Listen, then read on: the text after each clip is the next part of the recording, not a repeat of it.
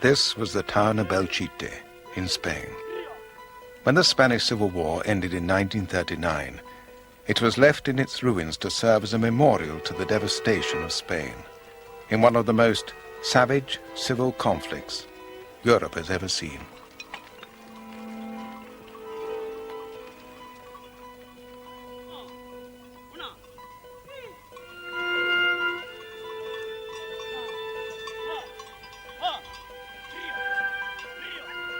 The Civil War lasted from 1936 to 1939. It cost perhaps 500,000 lives. It ruined cities, towns and villages. For some, the victors, it was a crusade against godless revolution. For others, the defeated, it was a struggle against the forces of reaction that had oppressed Spain for generations. The Spanish Civil War still haunts the world's imagination. Many came to see it as the prelude to the Second World War, the first battle between democracy and fascism. Thousands of volunteers came to fight and die in a foreign land for ideals they believed to be their own. But the Spanish knew that the war had Spanish causes. It was, after all, their country that was ruined, their history that exploded. 40 years on, the dictatorship has dissolved, and the survivors can speak more freely. They can question some of the myths. They can evoke something of what they saw and understood during the Spanish Civil War.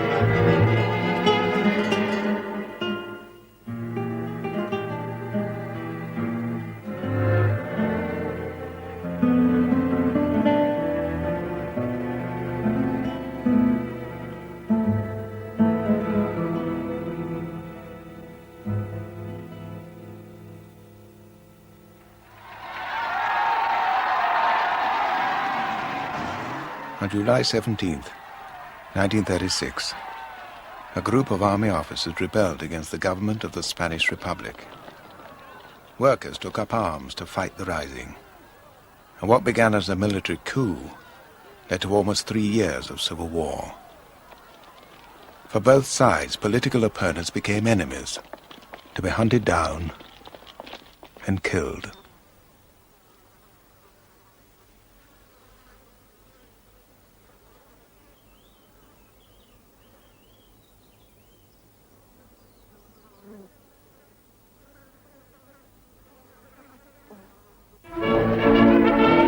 The Republic, La Niña Bonita, the beautiful girl.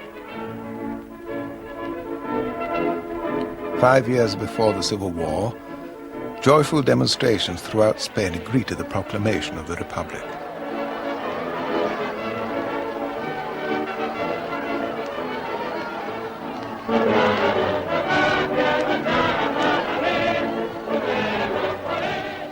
The monarchy had fallen without violence. To the crowds, the Republic meant that Spain had broken through to the 20th century, to progress, to a long-delayed victory for social and economic change. It was an April day, spring-like. It was a mild day with sunshine. So we walked, and there were huge throngs of people in lorries, the few cars that there were in those days, in trams. And then, unexpectedly and surprisingly, Republican flags appeared everywhere. Nobody knew where so many had come from.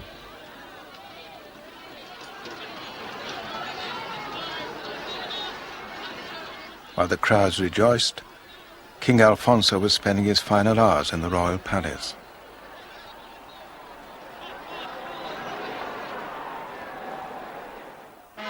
Only weeks before, he had led the solemn Palm Sunday ceremonies, unaware that the monarchy was doomed.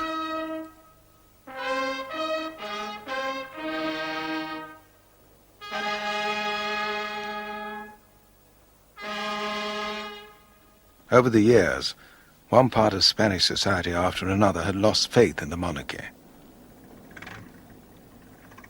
The middle class despised Alfonso XIII for tolerating a 7-year military dictatorship. The ruling classes now fear the king can no longer protect them. And for the workers out on the streets that day, the monarchy was the clamp, holding an oppressive system together. 2 days before, on April the 12th, royalist parties were heavily defeated in local elections. Suddenly the king understood his own isolation. While Spain rejoiced, he went unresisting into exile. The king was replaced by a government of mostly middle-class liberals, but their plans for an advanced democracy were out of step with history. Elsewhere in Europe, liberalism was weakened by economic depression, poisoned by dictatorship. The government was releasing huge forces in this tightly repressed society, the class hatreds of the agrarian poor and of the rapidly growing working class. Yet these Republican optimists and their socialist allies thought that orderly reforms would soon transform the nation.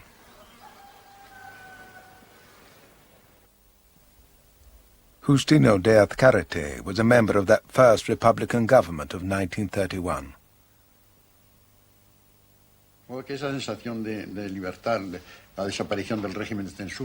There was this feeling of freedom. For many years, publications had been subject to censorship, and academic freedom had been restricted. Now there was a general trend towards freedom, and also new laws to create a social and economic order that would be more just and more egalitarian. The farm labourers and the industrial workers, underpaid, almost unprotected, and frequently unemployed, hoped that the Republic would immediately end exploitation and break the power of the old ruling classes. Narciso Julián was a young socialist at the time. La llegada de la República significaba para la clase obrera una gran esperanza. The birth of the Republic brought great hope among the working class that their aspirations would be satisfied. That was the main feeling among industrial workers and peasants.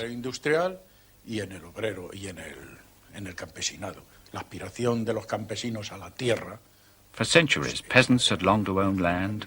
Industrial workers wanted their union rights recognized, the right to strike, to a fair salary, to social benefits that they didn't have, social security, and so on.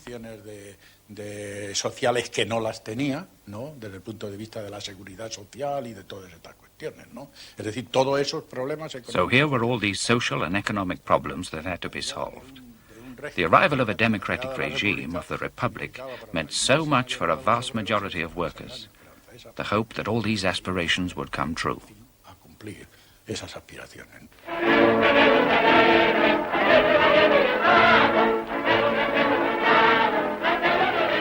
For many, the Republic seemed already the revolution. But the Republic's leaders knew that under the new political surface, the pillars of the old society remained untouched. A powerful and deeply conservative church hostile to change. An army accustomed to having the last word in politics. A possessing class determined to defend its privileges. Southern Spain, above all, was an area of big estates, rich landowners. Many were hated by the landless farm labourers, nearly 750,000 of them for whom daily survival was a struggle. On the one side there was a huge number of impoverished labourers, and on the other a few landowners. And this meant tremendous humiliation, to the point where labourers here were hired as though they were cattle in a market. Una especie como si fuese un mercado de ganado. Porque aquello era casi una esclavitud. It was virtual slavery because there were no fixed wages. They paid what they wanted to pay. In many families, children went to bed hungry because you didn't get paid enough. You weren't paid enough for subsistence. The Republic knew that democracy might collapse if land was not divided more justly. But its complicated, cautious reforms disappointed farm workers while alarming the landlords. Well, the main reason was that the Republic, right from the very start, was totally opposed to rural property. It campaigned against rural property. You see, under the Republic, more and more people believed in the slogan, neither property, nor God, nor bosses. And that's nearly revolutionary language. That's how it really was at the time. So it's quite natural that landowners would resist this. It's quite understandable. The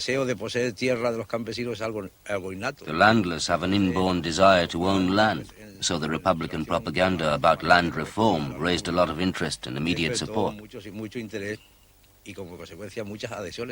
They felt very frustrated when reform didn't take place. So much so that they then tried to grab land. Well, they not only tried, they did occupy land.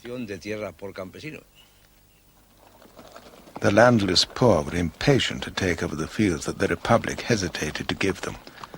Was there a chance for gradual change without violence? One land reform official, José Vergara, was soon disillusioned. Yo creo efectivamente que es imposible hacer una reforma agraria sin revolución.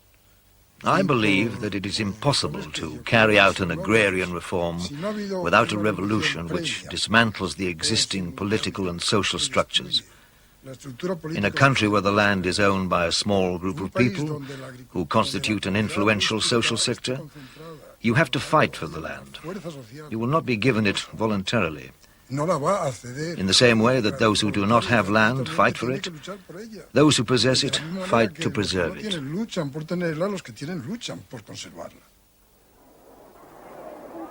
The turmoil in the countryside challenged the fabric of society and the church. Farm workers, like the urban poor, often saw the priest as the ally of the landowner or the factory owner.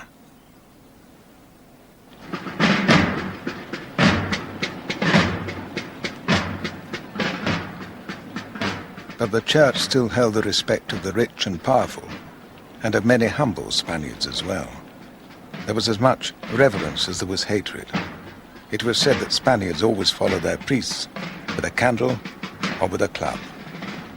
But anti-clericalism, a fanatical determination to break the hold of the Catholic Church over society, united liberal Republicans and socialists alike.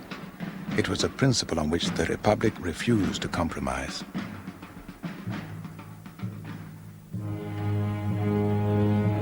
Less than a month after the proclamation of the Republic, this resentment against the Church erupted in violence.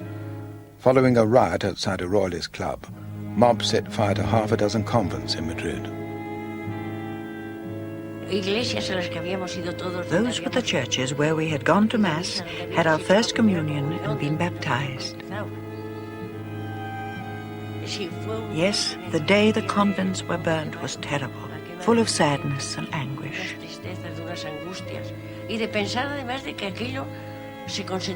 Our feelings were aggravated by the knowledge that it was being condoned. Nothing was done to stop it. The mobs were burning churches and convents, and nobody intervened. It was a terribly sad day. As the convents were burned and looted, the police stood by and watched. Manuel Azaña, then Minister of War, said that day that all the churches in Spain were not worth one Republican life.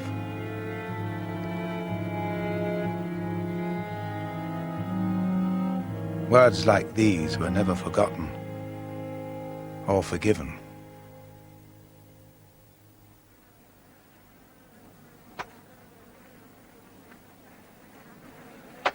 Nearly half the population was illiterate. the Republican government set about building a non-religious state education system. The church's hold over minds was to be broken. In the first years of the Republic, nearly 10,000 schools were opened. Soon the Republic was taking art and culture to every corner of Spain.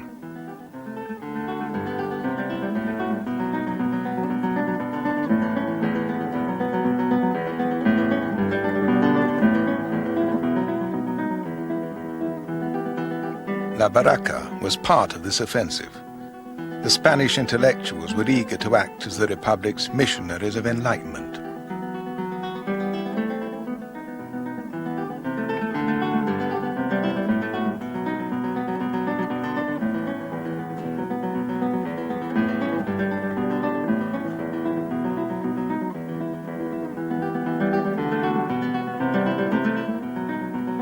Federico García Lorca, poet and playwright, took the theatre to remote villages.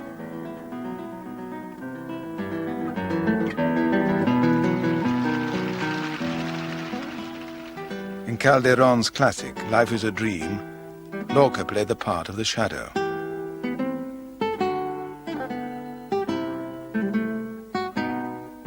He was to be one of the Civil War's first victims.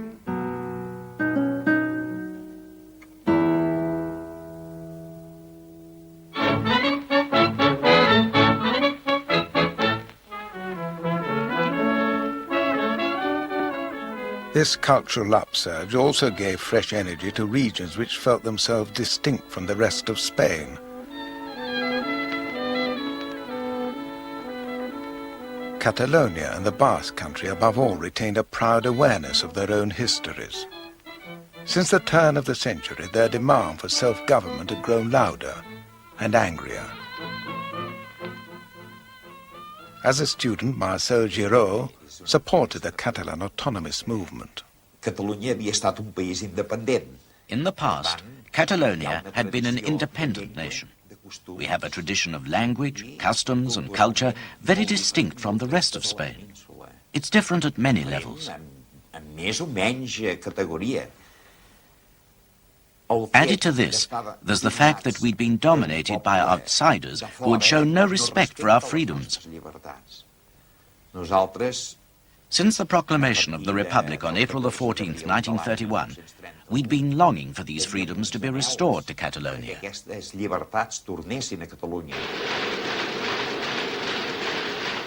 Like the Basques, the Catalans were more industrialized and prosperous than the rest of the country. Yet they had been stifling under the backward, over-centralized rule of Madrid.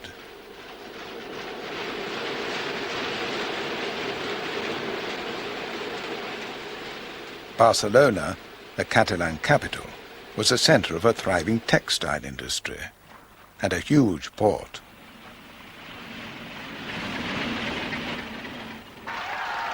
The Republic soon granted Catalonia home rule. The Catalans were encouraged to assert their national identity even more strongly. An army officer, Manuel Diaz Alegría, was among those who feared that home rule would lead to the breakup of the Spanish state. The Catalans made silly mistakes, such as bothering people who went to Catalonia, telling visitors that they had to speak Catalan, things like that. All this created the impression that they might destroy the unity of the nation, given that they didn't hesitate to proclaim their separatist motives.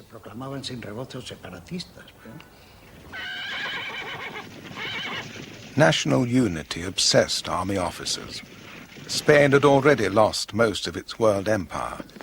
In the Moroccan Wars of the 20s, it nearly lost one of its last foreign possessions. Francisco Franco helped to turn defeat into victory and became a general at the age of only 33. The Republic planned to reform the army, which was so archaic and top-heavy that there was one officer to every 11 soldiers. The army regarded these changes with heavy suspicion, but it was a grant of self-government to Catalonia, which conservative officers saw as the most immediate threat to the unity of the nation.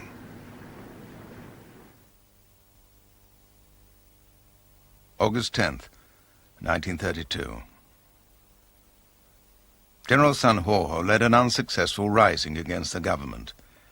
16 months earlier, as commander of the police, he had decided not to resist the coming of the Republic. Now his action was a warning that the loyalty of the armed forces was coming under strain. General Sanjurjo was imprisoned, but the government allowed him to entertain his family and supporters. In Madrid, the government's victory over the rising was celebrated with parades and demonstrations in support of the Republic. The Sanjurjo rising was premature. The right wing and the traditional powers in Spanish society were not yet ready to overthrow the Republic, but they detested the reforms, and their alarm was growing.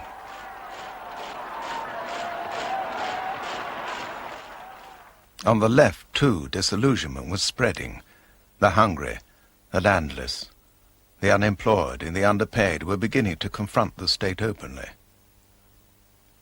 One source of this left-wing opposition was anarchism, gathered round its trade union, the CNT, born during the bloody social conflicts of Barcelona in the early years of the century.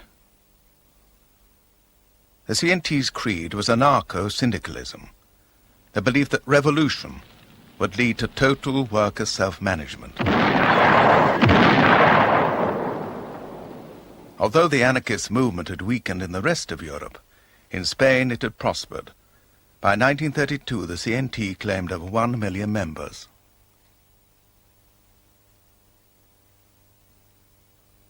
Federica Montsegna was a young anarchist leader. I believe there's something different, special about Spaniards, created by the mixture of so many different races, by their history, and by constant oppression. They were oppressed first by feudalism, then by an all-powerful bourgeoisie, by an army that has always cast its long shadow over Spain, by the pressure of the church. And all of this has created a constant spirit of rebellion among Spaniards. It has driven them towards ideas of emancipation, towards revolutionary concepts of society and of life. When the Republic was proclaimed in 1931, the anarchists declared, "We remain in open war with the state." They rejected all governments, monarchies or republics. They fought for a society of equal, cooperating human beings, freed from the curses of private property, God, and bosses. In Spain, extremes of poverty created a climate ripe for revolutionary violence. In January 1933, anarchists led futile risings in several Andalusian villages. One of them was Casas Viejas. The police showed the villagers no mercy. Prisoners were shot.